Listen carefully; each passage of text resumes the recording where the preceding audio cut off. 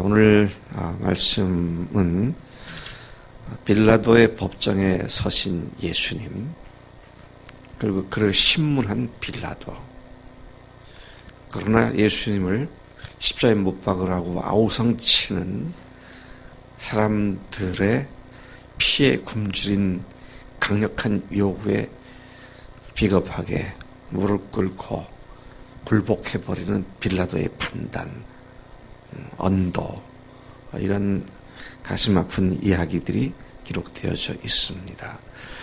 1절부터 15절까지에 보면 밤새도록 예수님을 사형에 처할 죄악을 찾았던 공회원들, 대제사장들이 드디어 대제사장이 나서서 그들이 죽일 만한 사형에 해당하는 이야기를 끌어내고 난 뒤에 예수님을 십자가에 못 박도록 그들이 죽일 죄를 정죄하고, 그리고는 새벽이 되어서 빌라도에게로 그를 이첩하는 그런 내용으로 1절이 시작되고 있습니다. 죄인 예수. 이미 그전 새벽에 가야바의 집에서 구타를 당하시고 침뱉음을 받으시고 조롱을 당하실 뿐만 아니라, 제가 가야바의 집을 가봤잖아요. 성지순례 때 지하실 바위굴을 파고 거기에 감옥을 만들어 놓고, 그리고 그 바위를 파가지고 참 아주 기가 막히게 만들었더라고요. 맨 바위를 파서 바위 덩어리에 고리를 박아서 넣은 게 아니라 바위 자체를 갖다가 한쪽을 파가지고 고리가 되게, 거기다가 사람을 묶어 매달 수 있도록 그렇게 놓고 채찍질을 했던 그날 밤에 그 모습을 우리가 연상하게 됩니다만은, 죄인 예수를 넘겨받은 빌라도, 총독이죠. 그가 제일 처음 예수님께 묻는 질문이 네가 유대인의 왕이냐. 이런 그의 질문은 누군가가 예수님이 자칭 유대인의 왕이라고 주장함으로써 로마 황제에 대한 반역죄를 저질렀다는 이야기를 그 무리 속에서 누군가가 외쳤던 것으로 이해가 됩니다. 그 얘기를 들은 빌라도로서는 유대인의 왕이다, 이 말은 로마 황제를 배반하고 거역한다, 이런 죄목이 성립될 수 있는 이야기이니까 다른 여러 가지 이야기는 그렇게 귀에 안 들어왔어도 정치가이면서 총독이었던 빌라도의 귀에는 바로 그 말이 꽂혔고 그것을 질문한 것으로 보이는 것입니다. 예수님께서는 많은 사람들의 많은 이야기로 비난을 받고 이 사람이 이런 죄를 졌습니다라고 얘기를 해도 아무 소리 안 하셨지만, 그러나 당신의 정체성에 대한 질문에 대해서는 항상 대답을 하십니다. 네가 옳다. 그래, 내가 유대인의 왕이다.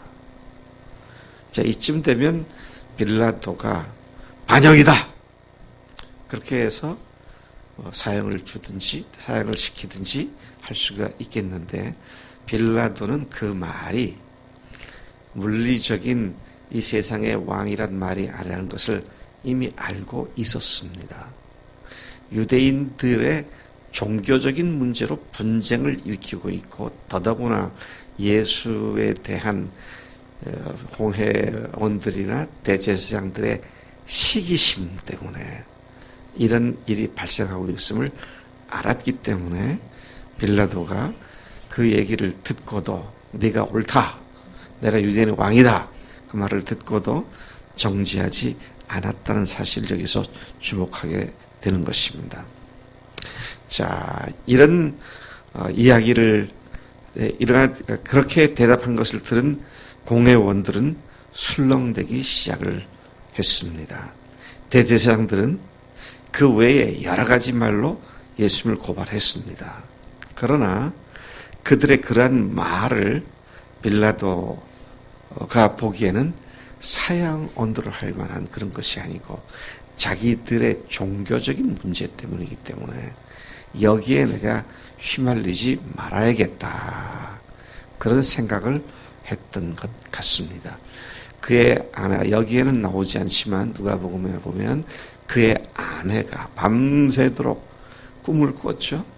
예수님 때문에 아주 고민하고 고통스러워했던 그런 꿈을 꾸었고 또 그걸 남편인 빌라도에게 얘기를 해서 저 사람 함부로 대하지 마세요. 당신 조심하세요. 그리고 자신도 어떤 죄를 찾지 못하고 있는 그래서 그가 안으로 다시 들어갔다가 다시 나와가지고 어떻게 합니까? 마태복음에 보면 대야에 물을 떠갖고 와서 손을 씻습니다.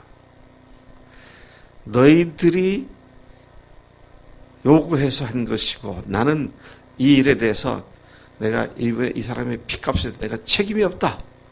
그리고 손을 씻고 너희들의 죄가 다 너희들 월에로 돌아가라. 이제 이렇게 공개적으로 할 만큼 빌라도는 예수님에게서 죄를 찾을 수가 없었습니다. 사복음서에 다 나오는데 빌라도가 하는 말 중에 하나가 뭡니까? 이 사람에게는 죄가 없다. 재판관인 빌라도가 이 사람에게 죄가 없다. 그렇게까지 선포를 했습니다. 그런데 사람들에 의해서 압도당한 비겁한 총독 재판관 빌라도의 모습을 우리가 여기서 보게 되는 것입니다. 수많은 이야기를 계속합니다. 이 무리들이. 예수님께서 한 번도 아무 대답도 하지 않으니까 빌라도가 이상하게 여겼어요. 아니 이 자가 저런 억울한 소리를 들으면 나 살려달라고 애걸복걸을 해도 신통치 않은 판국에 아무 소리도 하지 않고 자기 변명도 하지 않으니까 빌라도가 이상하게 여겼고 오히려 놀랍게 여겼더라. 그렇게 말씀을 4절, 5절이 하고 있습니다. 주님은 왜 그렇게 하셨습니까? 지난 30여 년 동안 바로 십자가를 지는 그 순간을 위하여 악한 마귀의 공격을 사단에 막아버리고 살아가는 제자들의 만류를 통해서 십자가를 피하게 하려는 사탄의 계략을 알았기 때문에 이제 그 모든 것을 극복하고 바로 십자가를 지시는 바로 그 앞에 와 계시면서 더 이상 자기 목숨을 구걸하는 그럴 이유가 전혀 없었던 주님인 것을 보게 됩니다.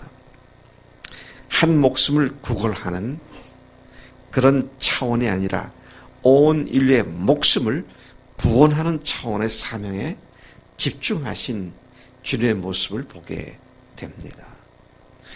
우리는 자기 목숨 구하는 일에 집중하는데 이제 예수님을 주인으로 모신 사람들은 사명자로서 우리도 내 한 몸, 내 한 목숨 구걸하는 그런 삶을 살아서는 안 되겠구나.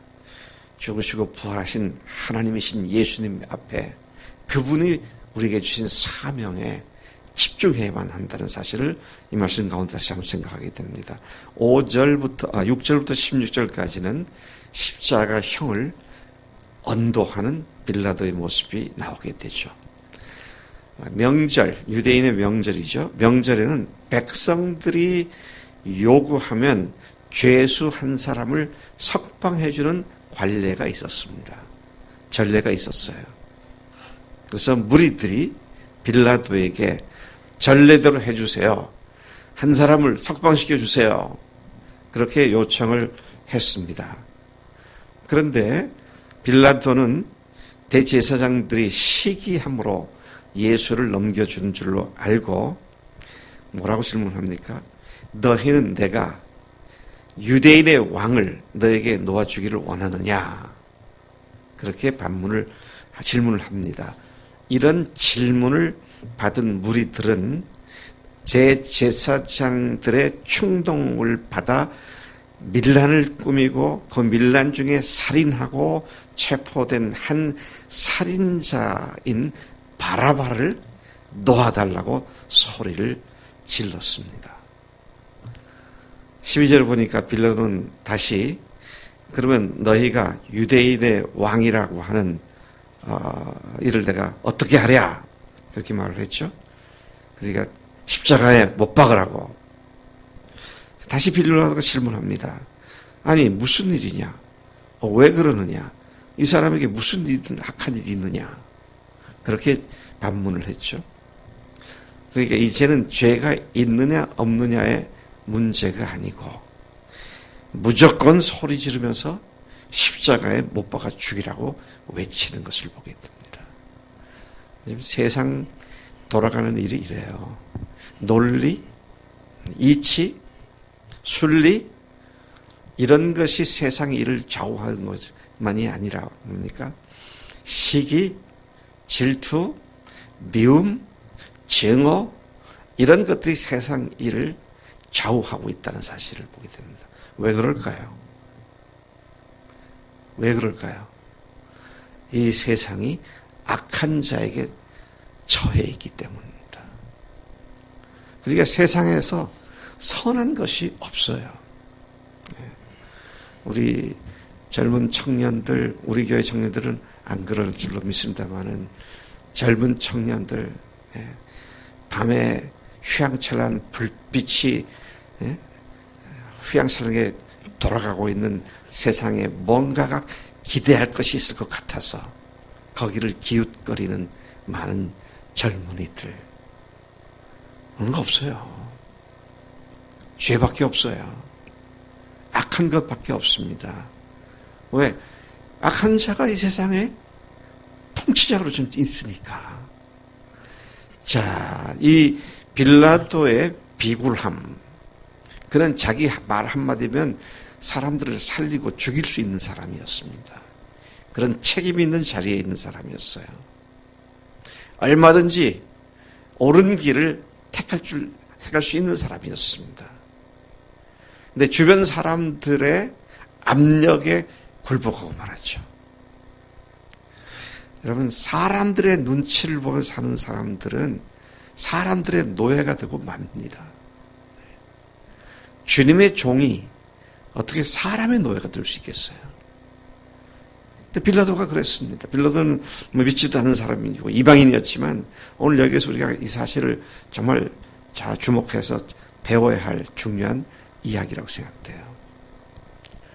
내가 이렇게 하면 사람들이 뭐라고 말할까? 근데 우리는 사람들이 뭐라고 말할까?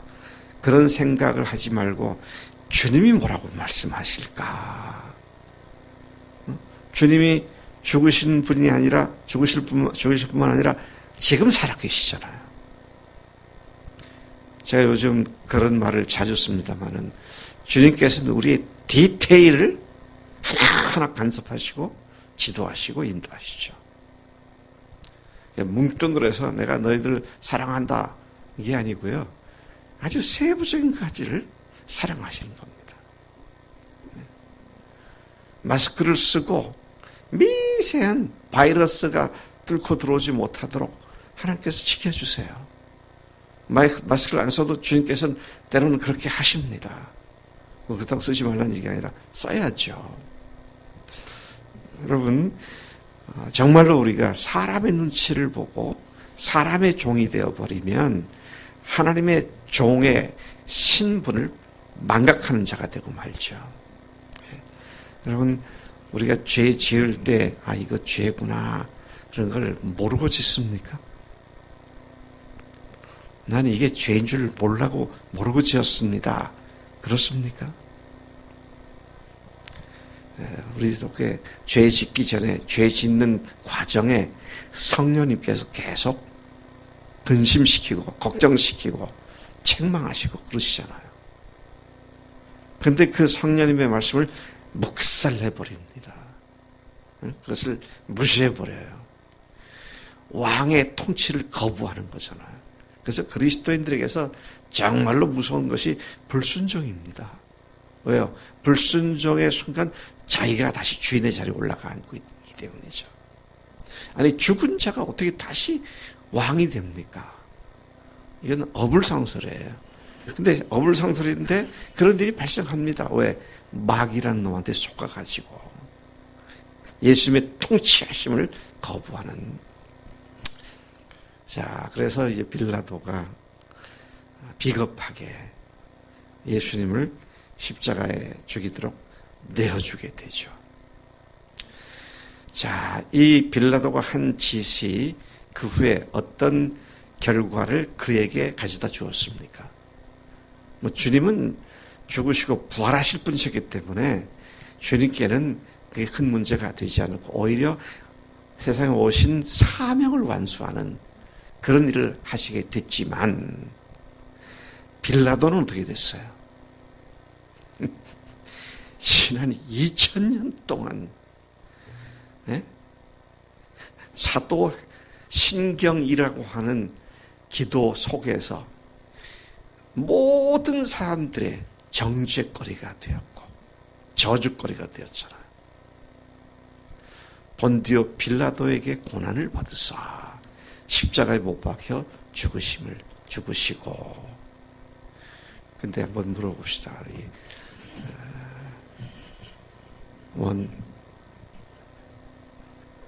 갑자기 이름이 생각이 안 나. 응? 원석이. 아니, 원석이 맞지? 원석이. 예수님을 고난받게 하고 잡아 죽인 사람이 빌라도야? 아니면 다른 사람이야?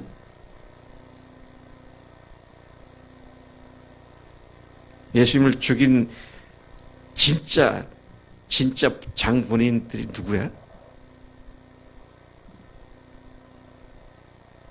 대제사장들과 서기관들과 장로들이잖아요.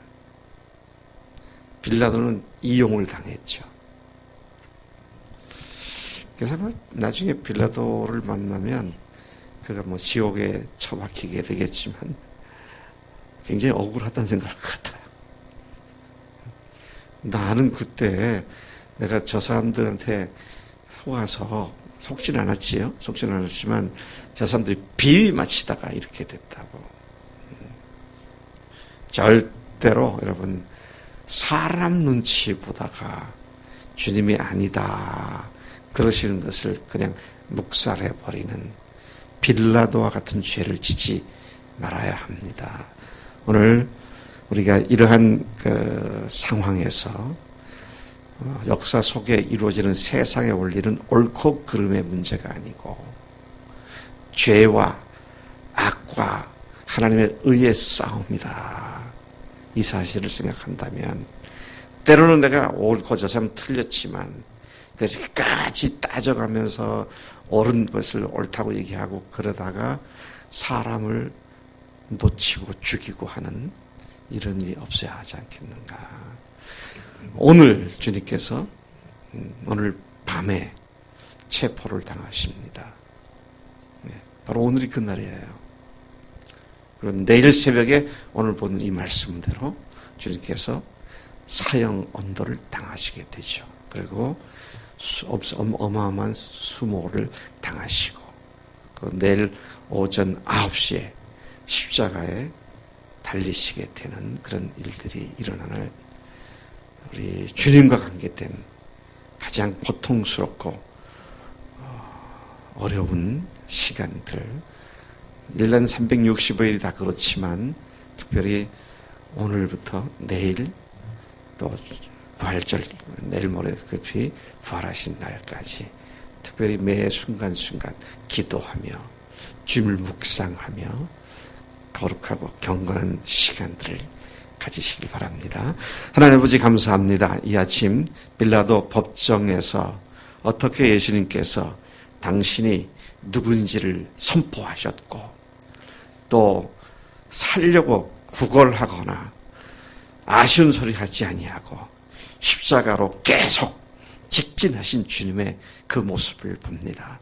우리도 우리에게 주신 사명을 향하여 직진하는 우리의 매일이 되도록 우리의 성령님께서 우리를 온전하게 붙잡아 주장해 주실 줄로 믿습니다. 죽으시고 부활하신 예수님이 우리의 표상이고 우리가 우리의 표준이 될 것인데 하나님 사람을 바라보지 않고 하나님을 바라보며 사람의 평판에 좌우되지 아니하고 하나님의 평가에 내 생애가 온전히 내어 맡겨지는 그런 삶을 살도록 우리를 부르신 줄로 믿습니다. 오늘도 남은 여생도 그렇게 당당하게 살겠습니다. 성령님 내 속에 역사하심을 감사합니다. 예수님의 이름으로 기도로 싸움나이다. 아멘. 아멘.